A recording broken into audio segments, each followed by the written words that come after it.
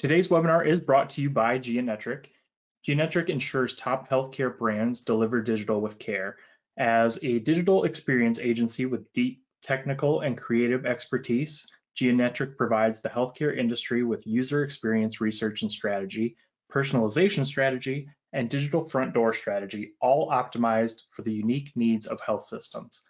We help bring healthcare brands to life online through Sitecore implementations, upgrades or migrations, and website redesigns. Through user testing, user interface design, and content strategy and development, we grow the value of investments in web content management and digital experience platforms, including Sitecore.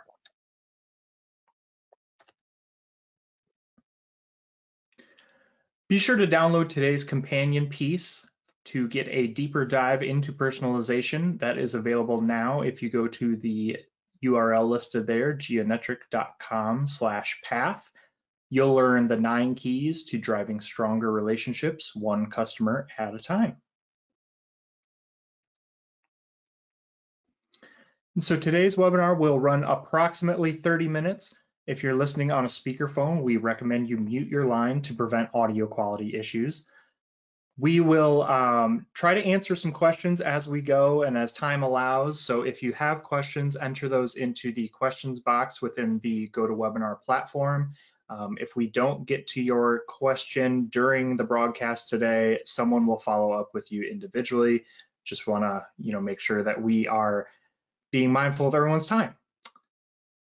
We also depend on your feedback to make our webinars the best they can be. And so I want you to take a moment to complete the survey at the end of the webinar.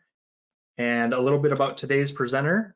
I'm joined by Eric Ungs. Eric is a performance-driven creative and brand leader who's dedicated to ensuring Geonetric builds websites that deliver unparalleled user experiences.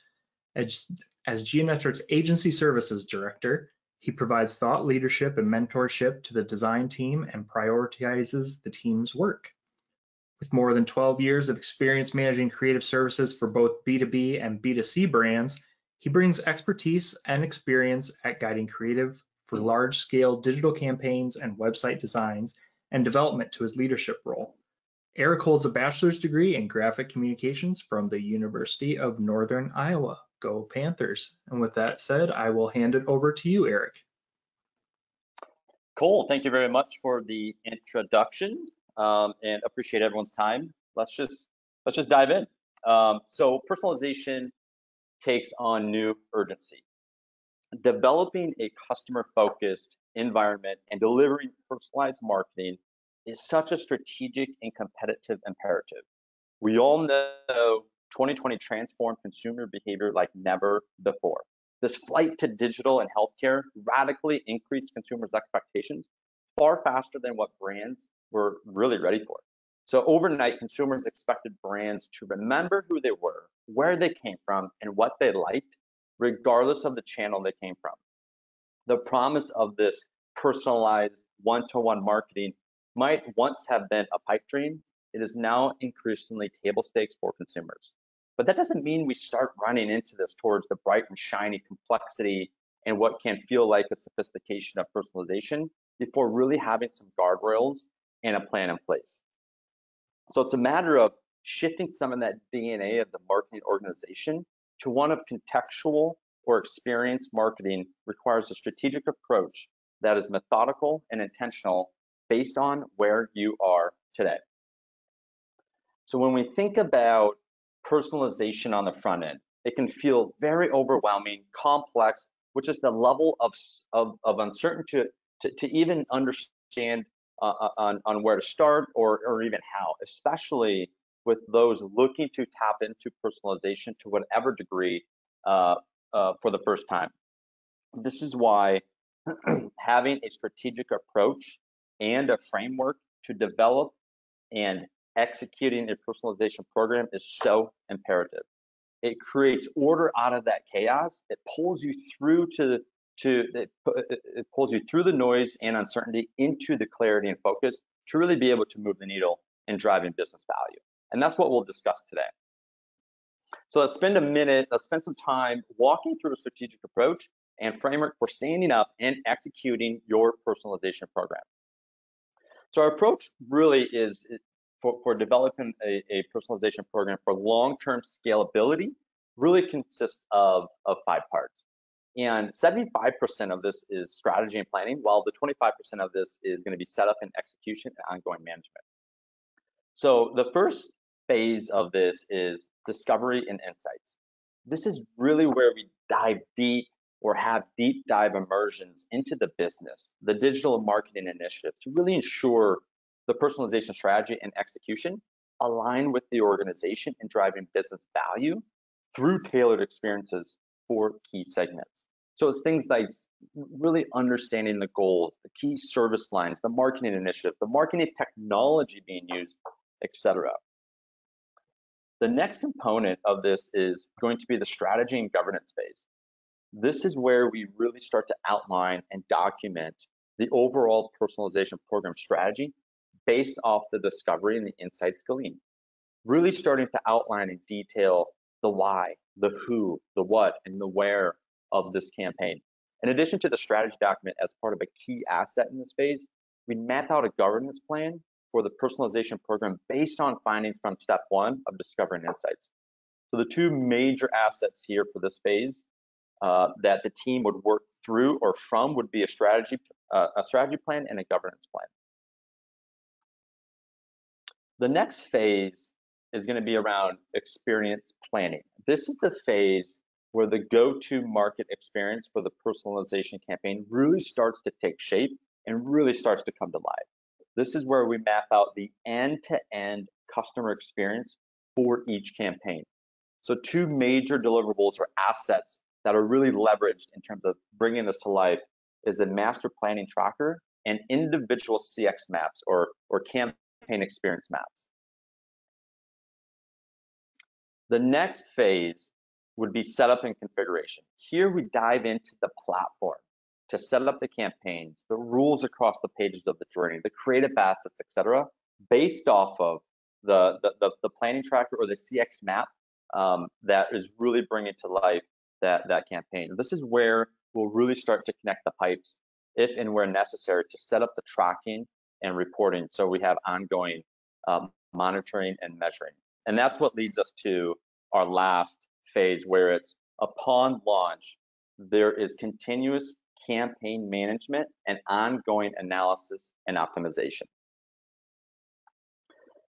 I want to highlight this part of the framework. Parts 3 through 5 is really a constant wheel in motion. You won't get personalization 100% right out of the gates, even thereafter, right? We can't expect to ace every campaign launch every time, even beyond the initial one. Along with ongoing data and learnings from the campaign, there are changes in the business that might drive changes in the personalization program. And that might even take you back even a step further into step 2 and really thinking about the strategy as a whole. Thus is why it's critical that the framework you are working within and through is built to allow for iteration. It must be a constant wheel in motion of executing, learning, and optimizing. It's also important to establish those feedback loops to the organization beyond the marketing experience team for greater visibility and ongoing buy-in and support as part of the overall consumer-first digital experience strategy. So let's dive into each one of these a bit more. Discovery and insights. A deep dive immersion is absolutely critical to best understanding where you are and where you want to be with personalization, all while tying it back to driving business value by driving consumer value, right? You need to get at these things to better formulate a sound strategy to move into experience planning. Without these insights, the personalization program won't provide the value to the business or the consumer, for that matter, that a personalization program needs to and should provide. So it's getting at these 5 buckets of insights and gathering that feeds the rest of the work. So it's things like organizational goals, right? Understanding the current organizational and marketing goals. What are your current strategic priorities? What major changes, opportunities for growth, or challenges do you see in the horizon? With which audience segments are focus areas and key to driving business growth? The other bucket is personalization program objectives, right? What do you hope to accomplish with this program? What does success look like to you? What behaviors and conversion points do you want to drive? What opportunities do you want to explore in extending user engagement even beyond the website, right? When we start to think about CRM and email marketing and social and SMM, how can we leverage this to drive omni-channel tailored experiences beyond just site?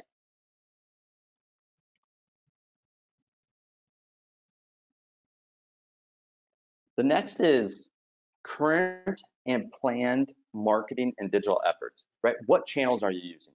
Are you running paid media for specific audience segments? How are you currently measuring the success of your marketing efforts today? The next bucket would be marketing technology, right? What does your current tech stack look like today? And what's the future roadmap all entail? What are the different tools and technology platforms that may or may not be useful for really driving and executing a personalization program? And lastly, who are the key stakeholders and people plan on your side, right? Who on your team is going to be directly involved in this personalization project? Are there stakeholders we should consider during the project, such as marketing personnel, or is there executive support? Who is involved in making decisions? How many people have access to making updates within the CMS or DXP, with whether it's directly related to the program or not? These types of questions can really get at the heart of current and planned initiatives to really start to synthesize into insights that drive a sound and comprehensive personalization program strategy. Next, we move into strategy and governance. We have the insights gathered so we can really start to formulate and crystallize that program strategy.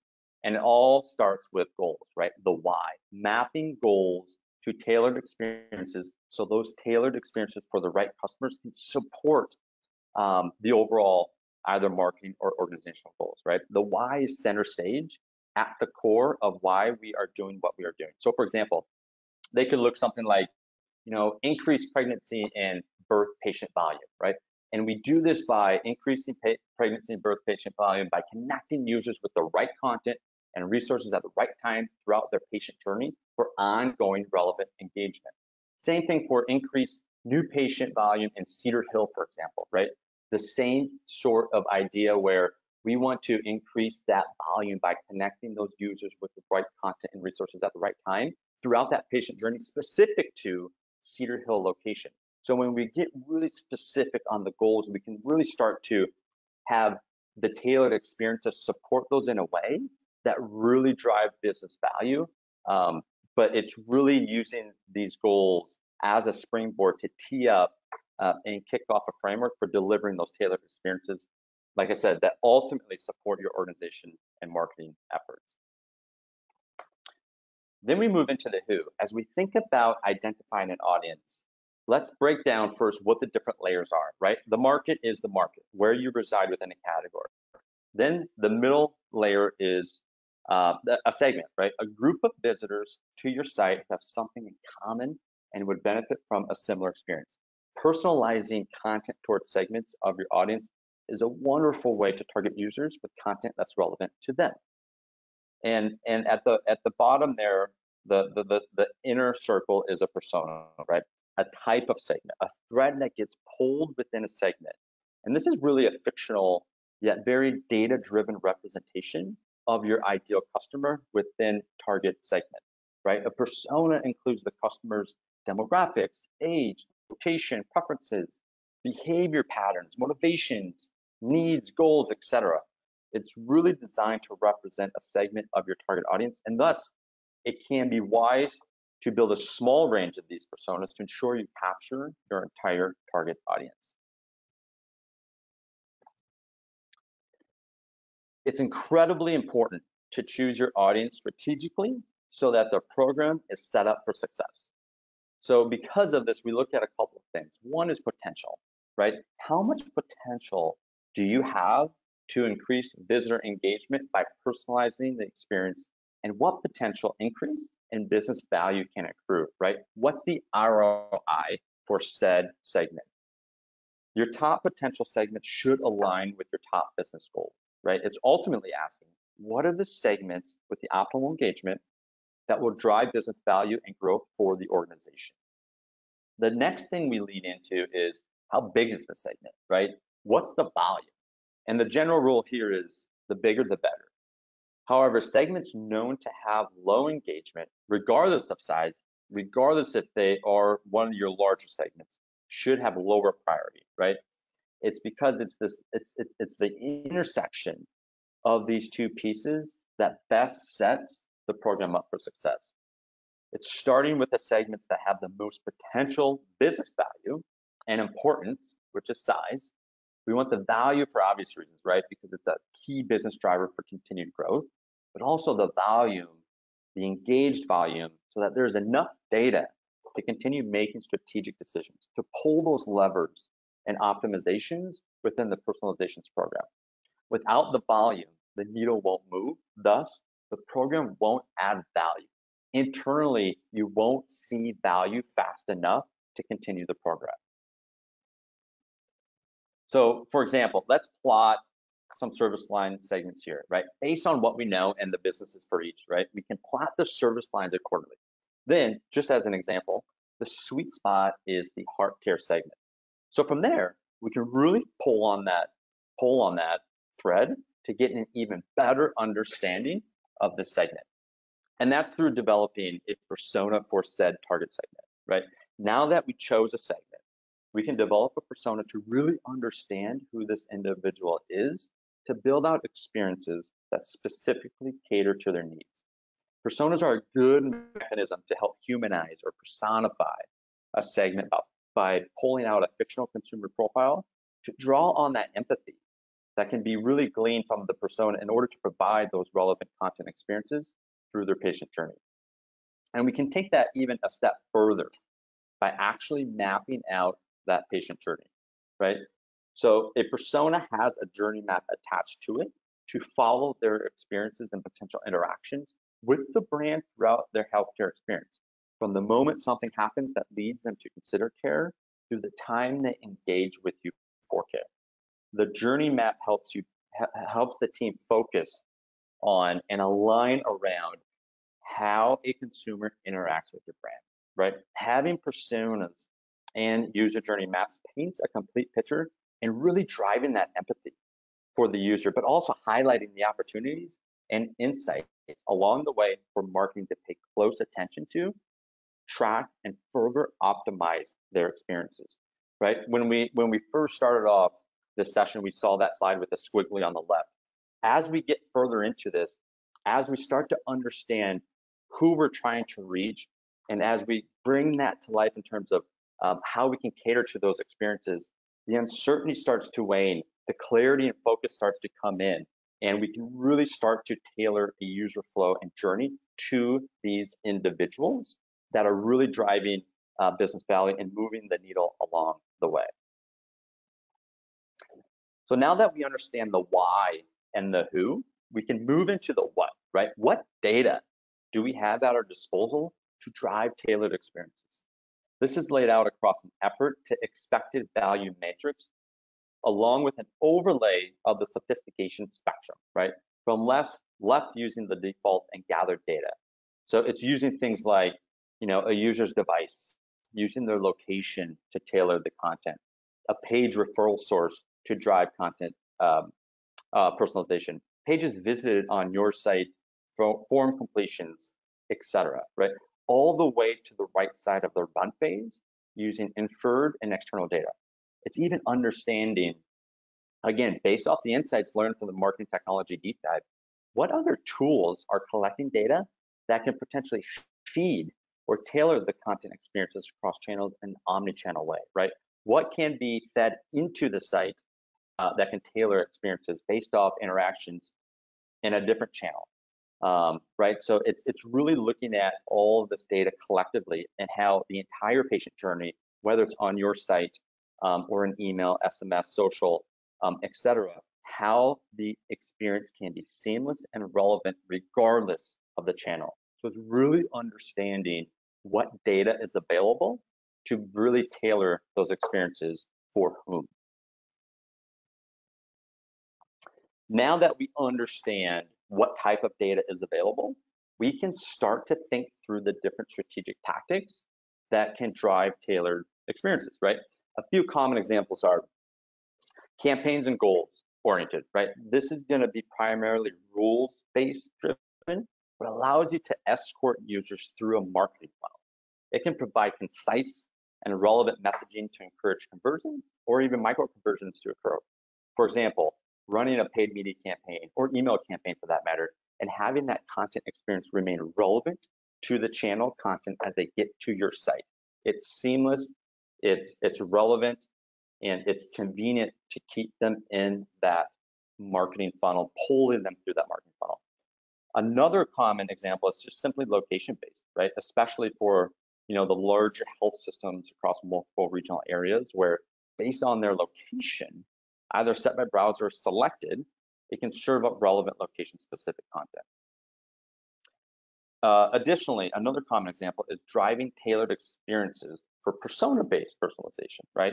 This takes current session and a visitor's viewing history into account to really drive tailored content based off the patterns of their viewing history. So just a few examples, but all super effective ways to drive personalization based on the various data inputs and strategic tactics you have at your fingertips.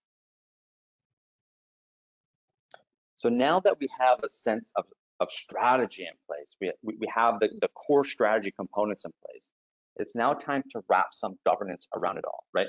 Governance is a strategic imperative that helps drive team and campaign efficacy for your program, right? This is the thread that gets woven within the iterative cycle part of the 5-step framework and is a key deliverable.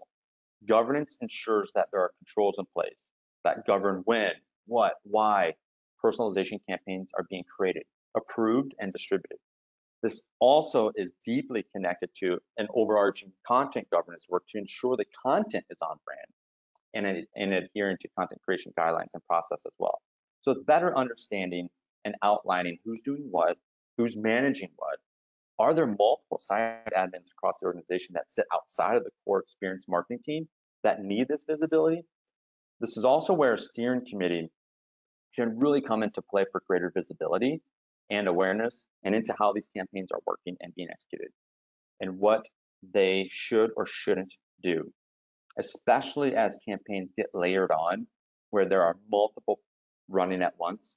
Understanding who and how to manage ongoing personalization campaigns for those with specific time flight, right? Specific start and stop campaign flighting programs is critical in removing that wild west feel and more towards a well-oiled machine.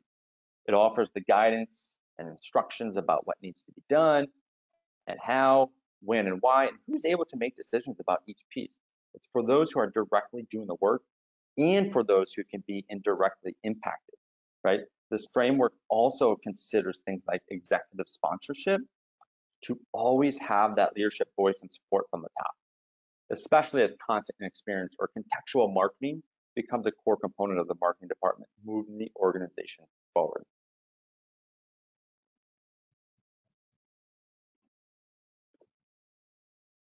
So up to this point, we've been able to define thus far, which starting from discovering insights, goals, key segments, who we're reaching from a persona and journey map, really better understanding the who, what data we have available, the strategic tactics to potentially implement and cater into tailored experiences, and then program governance. Now we can get to bring it all to life with experience planning and mapping. So here is where we really start to bring to life, again, this is the go-to-market experience for the personalization campaign. It really starts to take shape. These are the things that are very tactical and bringing the overall strategy, bringing the overall planning and customer experience to life for the various campaigns. So it's things like defining the scenario and desired outcomes based on the strategy. This will start to map out the full campaign and tactical planning, right? What is the scenario for whom? And what do we want that individual to have accomplished if all goes accordingly to plan? From there, it's user flows get mapped out for the different campaign scenarios, right? Rules or the personalization triggers start to get defined and outlined along the journey of the program, right? Now that we have the scenario defined, now that we have the desired outcome defined, we need to understand what that user will be experiencing along the way and really start to outline where we can start to trigger tailored content components. And that's when we move into the messaging architecture, right? Based on that user flow and based off the triggers for the specific user, seeing and feeling the tailored experiences, right? What messaging, what content components are being tailored, and what should the messaging be? What should the content experience be for said personalization? So at this point, you really start to get a feel for the shoes the user will be walking in through the personalized experiences to then move into really bringing it all to life here, where we are really starting to design the wireframes that highlight the different personalization zones through the defined user flow or patient journey, along with developing the creative assets to serve up the tailored content against the default, right? This is where, because it's going to be challenging to see in real time once launched what that personalized experience may or may not be based off it being triggered, from a viewing pattern perspective, right? So it's so imperative to really bring that to life here through designing wireframes fully, so the team, the leadership teams, the internal teams, the experience teams can really see and feel the experience, and ensuring the content, ensuring the messaging is in line with the experience. So really designing those wireframes that highlight what the user will be seeing, feeling, whether it's going to be the default on a content or if it's going to be the tailored, personalized content. And then lastly, to wrap it up from an experience planning perspective, is outlining KPIs and tracking, right? Outlining these things for reporting based on the conversion funnel and marketing and business objectives, right? Testing plans are thought through here and developed at the stage. Any nuances at the campaign level regarding governance are outlined here as well. So let's talk about a scenario, right? What's an example? How can we illustrate what something like this might feel and look like at the very simplistic, easy way to understand, right? So let's say, for example, we have Kate. Kate, who is ready to start a family. Kate, like most soon-to-be mothers, want to plan and be prepared for what to expect during pregnancy, right? What are the tools and resources available? Doctor research, doctor search, etc. Kate is looking to do all of these things. So she visits your default homepage and navigates to the pregnancy section of your website. She spends some time there browsing different pages, learning more about the service, and even navigates to the blog to read some articles about pregnancy, right? After spending, several minutes clicking through several pages related to pregnancy, after clicking over to the blog, she leaves your site. Then, after some time, Kate comes back to your homepage, right? Now, by this time, we have some idea of the type of content she was reviewing and visiting during the last time she was visiting your site. So this is where the opportunity kicks in to drive tailored experiences and pull them further into that funnel, right? So now, instead of showing the default homepage, we can show Kate some tailored content that highlights starting a family, right? Maybe the homepage image is now showing a mother with a newborn baby with a relevant headline and a call to action. Maybe the task navigation links are now showing quick links to prenatal classes and events, or a search for an OBGYN provider.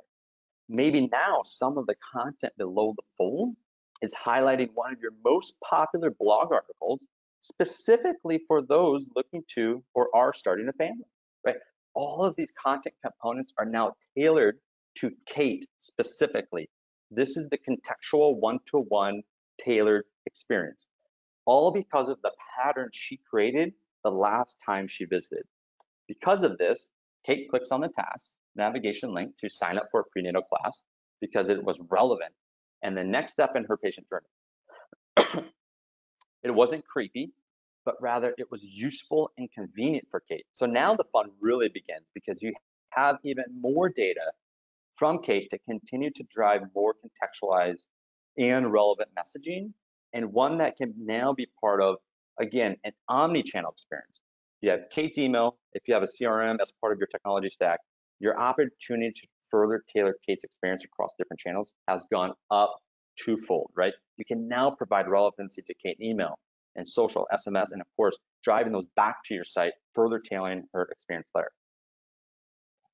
Now, one thing to keep in mind with Kate is Kate's evolution as a human or as a user, as a persona, right? She won't stay the same forever. The more we learn from her, the more time that passes, she'll move from, let's say, ready to start a family to being a busy mom, right? So providing additional opportunities to tailor the experiences with relevancy across the full evolution of that ongoing patient journey. So this is a very simple way of tailoring your site visitors' experience based on what data we have available, either default and gathered, or really tapping into the historical or current session browsing behavior. But it sheds light on the enormous opportunity to tailor the experience to pull your site visitors further into your engagement funnel with relevance and value to the user. Again, not creepy, but being helpful by providing convenience and relevancy. Again, keep it simple, keep it relevant, and keep visitors engaged, pulling them further into the conversion funnel. So now 75% of the work is complete, right? The strategy and planning phases are all set, so the platform can now be configured, in which we move into the 25% of the implementation phases.